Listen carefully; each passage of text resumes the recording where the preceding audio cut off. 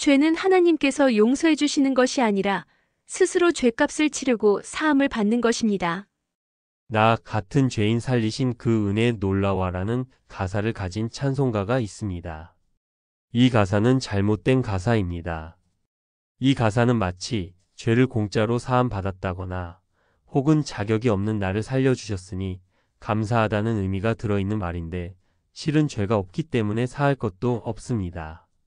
물론 하나님의 섭리적 차원에서 보자면 죄인인 것은 맞지만 한 개인이 세상에 속해서 살 때에는 자신이 왜 살고 있는지도 모르고 살던 상태이었기 때문에 그때는 그냥 세상을 구성하고 있던 한 마리 짐승이었을 뿐 죄인일 수는 없는 것입니다.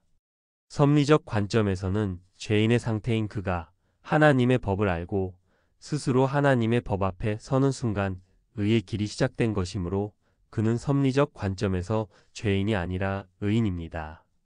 법을 기준으로 선과 악을 판단하여 악을 행한 자를 죄인이라고 하는데 그는 죄를 지은 적이 없습니다. 이제 처음 법 앞에 섰는데 어찌 죄를 짓는 일이 있을 수 있겠습니까? 그것은 하나님께서 죄를 사하셨기 때문에 죄가 벗어졌으므로 의인이 된 것이 아니라 짐승이 의의 길에 들어섬으로 인해 의인이 된 것입니다. 물론 스스로의 선택에 의한 것이기 때문에 자기를 의인으로 만든 것은 자기이지 하나님께서 하신 일이 아닌 것입니다. 앞에 제시한 찬송가 가사는 설명드린 이치와 달리 하나님께서 나를 의의 길로 들어서게 하셨으니 나의 죄는 이제 없고 나는 의인이 되었으므로 나는 이제 구원받았고 그래서 내가 죽으면 난 천국에 갈 것이라는 의미의 가사입니다. 마치 하나님께서 다 하신 것처럼 이미 죄에서 벗어난 것처럼 여기고 있는 가사인 것입니다. 만약 어떤 자를 하나님께서 그렇게 구원하셨다면 그는 구원을 받은 것이 아니라 그냥 기식 없는 스스로는 숨을 쉬지 못하는 하나님과 교통이 안 되는 하나님이 만드신 인형에 불과한 것입니다. 물과 성령으로 중에서 물을 마시고 즉 하나님의 섭리에 관한 이야기를 듣고 과연 성경의 내용이 그러한가? 스스로 상고하여 타진한 후에 스스로 법 앞에 서는 것으로 스스로 있는 자가 되는 길은 시작이 되는 것입니다. 그 후에 법에서 선이라 하는 것은 하고 악이라 하는 것은 하지 않으면서 선한 길, 영원에 속한 길을 가다가 악인 줄 알면서 악을 행하게 되면 그것이 곧 죄를 지은 것이므로 그때 죄인이라는 딱지가 붙게 되는 것입니다. 그 죄인의 딱지가 붙은 후에는 그 죄에 대한 대가를 반드시 치러야 합니다. 그래야 죄가 사라지는 것입니다. 그냥 용서되는 죄는 전혀 없습니다. 자신이 악을 행했음을 스스로 알고 있는 상황이거나 혹은 선생의 지적을 받아 죄를 지었음을 알게 되면 그 죄를 짓게 된 원인을 스스로 지워야 합니다. 말씀의 깨달음이나 선생의 지적은 단지 죄에서 벗어나게 돕는 수단일 뿐 그 죄를 지울 수 있는 것은 하나님도 선생도 아닌 오직 자기 자신뿐입니다. 성경이 말하는 죄란 유한함을 뜻하므로 유한의 범주 안에 있는 육신을 여전히 입고 있고 또 유한한 것들의 마음을 빼앗길 수밖에 없는 존재이므로 죄의 성향을 품고 있으니 항상 깨어있지 못하면 언제든지 죄인이 될 수 있는 것입니다. 하나님의 의를 따라가는 길은 죄를 짓고 다시 돌이키고 또 짓고 또 돌이키는 과정의 연속입니다.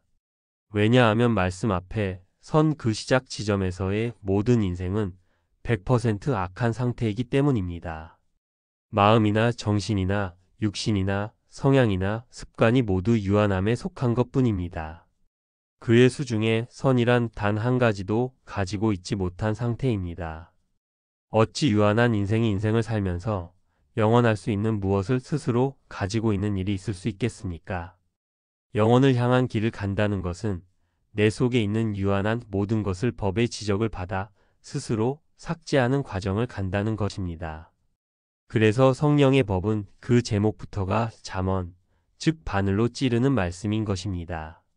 그러므로 늘 악에 속한 나의 모든 것들에 대한 찔림을 받으면서 죄를 지었음을 혹은 죄를 지을 수 있는 나의 성향을 자각할 때마다 스스로 돌이키고 스스로 삭제하며 가다가 결국에 온전히 악에 속한 것을 스스로 하지 않게 될 때 비로소 안식에 들게 되는 것입니다. 그것이 하나님이 주시는 안식인 것입니다. 그러나 그 모든 죄를 지은 상태는 죄인의 상태이지만 선을 향해 스스로 하나님에 의해 속한 길로 가는 중이므로 가던 길에서 스스로 돌이키지 않는 한 그는 의인이고 또한 선인입니다. 물론 스스로 하기는 했으나 하나님의 법의 도움과 나의 약함을 불쌍하게 여기시는 하나님의 긍휼과 깨닫게 하시는 성령의 도움과 친구처럼 힘이 되어 주시는 예수님의 사랑이 내게 함께 하셨기에 가능했던 것이므로 그 모든 도움과 사랑에 감사를 드리게 되는 것입니다.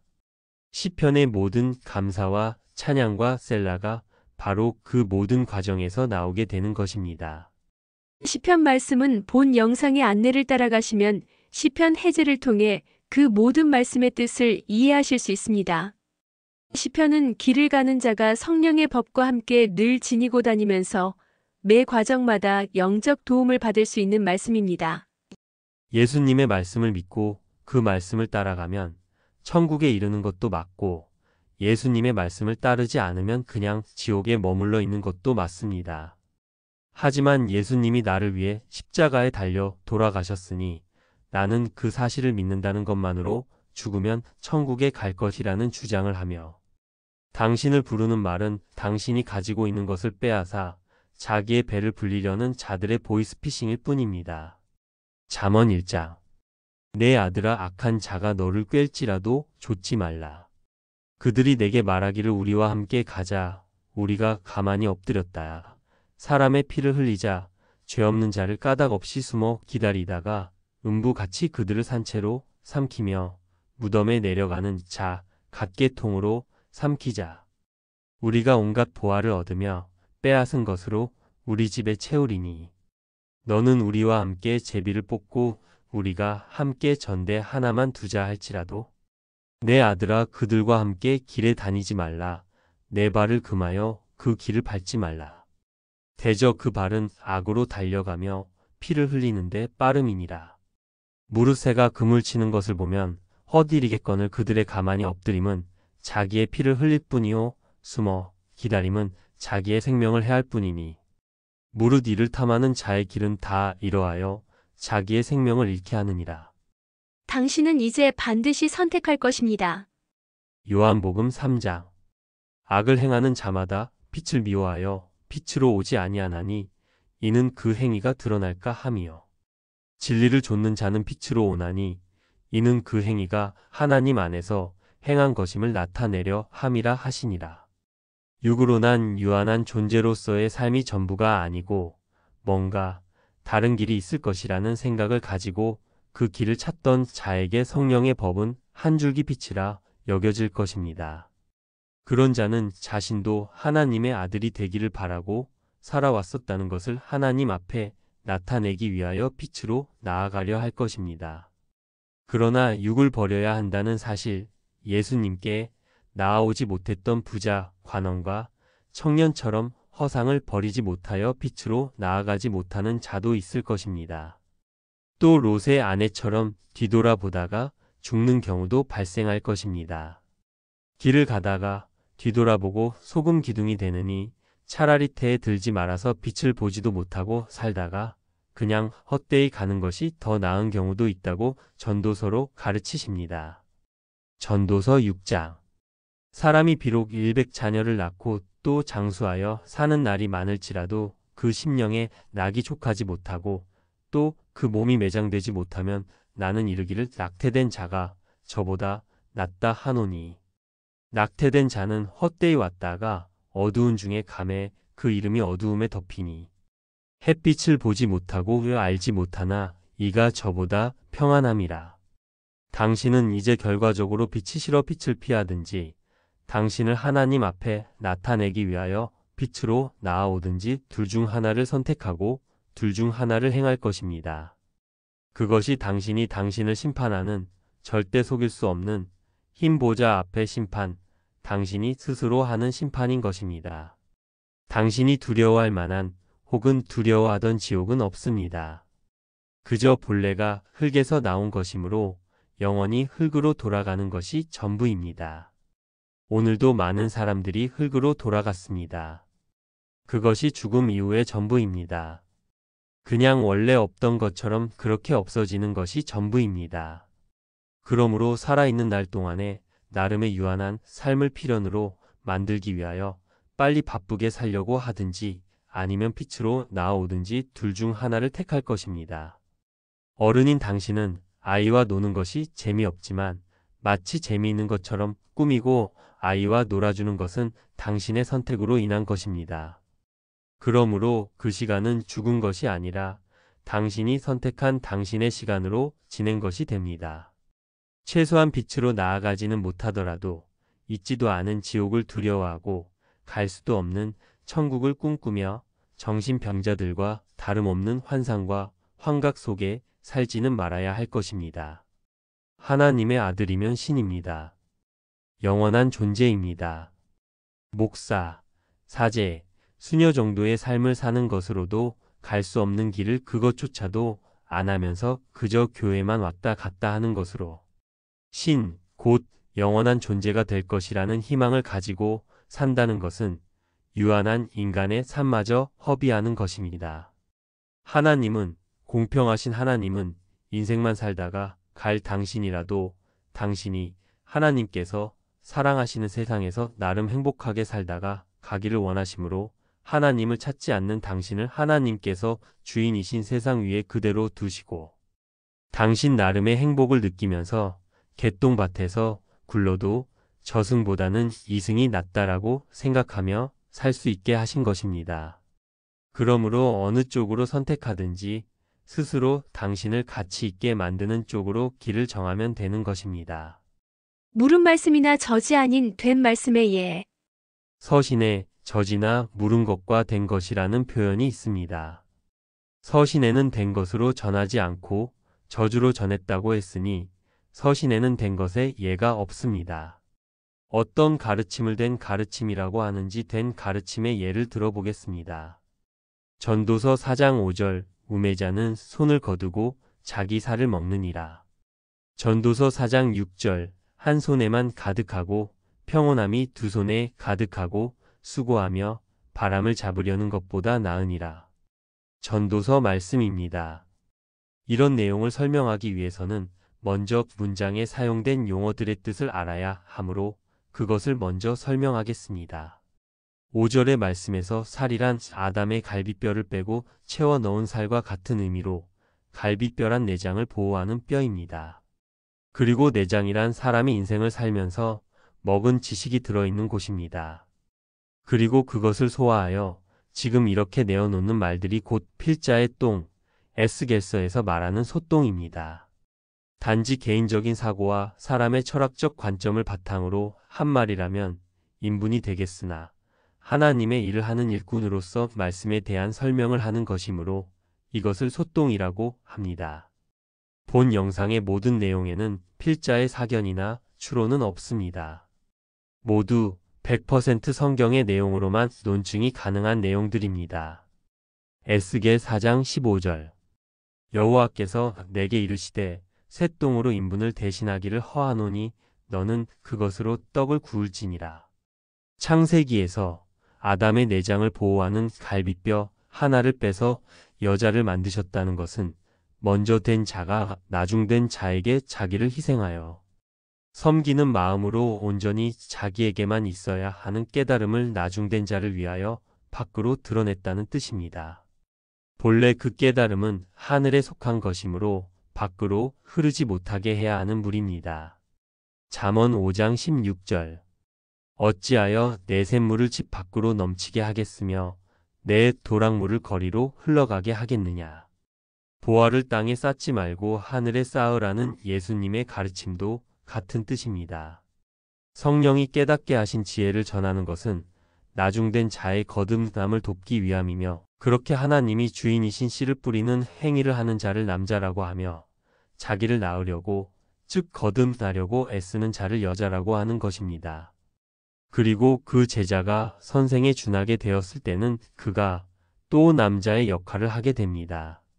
이런 원리를 따라 하나님께서 모으신 무리의 구성원들은 아담이 되고 또 하와가 되는 것입니다. 그리고 하나님의 아들이 되는 길을 가면서 선악과를 안 따먹을 수 있는 사람으로 악을 지으며 아들로 성장해 가는 것입니다. 그 선악과를 따먹을 수 있는 마음이 곧 사사로운 자기 부인이 안 된 자기의 의를 바탕으로 한 자기의 의 곧 자기의 살입니다. 살이란 어떤 이야기에 살을 붙여 말했다. 라는 말에서의 살과 같은 의미입니다. 손이란 말씀을 향한 나의 마음, 말씀의 가르침을 따라가는 나의 마음입니다. 손에 받아 가진 말씀을 묵상하고 깨달은 대로 나가서 그 손을 부지런히 놀리는 자가 지혜의 부한 자가 되는 것입니다. 전도란 핍박과 고난의 기능뿐 아니라 연단의 기능이 있으며 그 연단은 단지 강심장을 만드는 훈련이 아니라 말씀으로 무장하는 과정이기에 연단이라고 표현하는 것입니다. 깨달음을 받은 말씀을 실천하지 않으면서 책상 머리에 앉아 지혜만을 탐하는 것이 자기 살을 먹는 것이며 또한 말씀을 앞에 두고 즉 그릇에 손을 넣고 입으로 들어올리기를 하지 않는 게으름과 망설임이 자기 살을 먹는 행위입니다. 그래서 이어서 6절 말씀을 하시는 것입니다. 왼손, 곧 말씀의 결과에 대한 기대나 이 말씀을 다른 사람들은 어떻게 받아들이는지 본 뒤에 따라가자는 마음, 그 마음을 갖는 것이 왼손에도 가득하기를 바라는 마음입니다. 그러한 마음을 가지고 있으면 마음에 평안이 없습니다. 성경은 하나님께서 당신 한 사람을 얻으시기 위하여 주신 말씀입니다. 광야의 선 모세와 같이 거룩한 땅에 당신 혼자 서 있으면서 세상에서 신고 다니던 더러운 신을 벗고 하나님을 배워야 하는 것이며 그 마음 자세로 하나님의 능력인 말씀의 지팡이를 받아 들어야 하는 것입니다. 모세는 자기의 의를 기준으로 한 겸손을 표했고 그 겸손이 지나쳐 하나님의 의를 따르지 않으려고 했으며 과연 이스라엘 사람들이 나의 말을 들을까 염려하며 망설였습니다.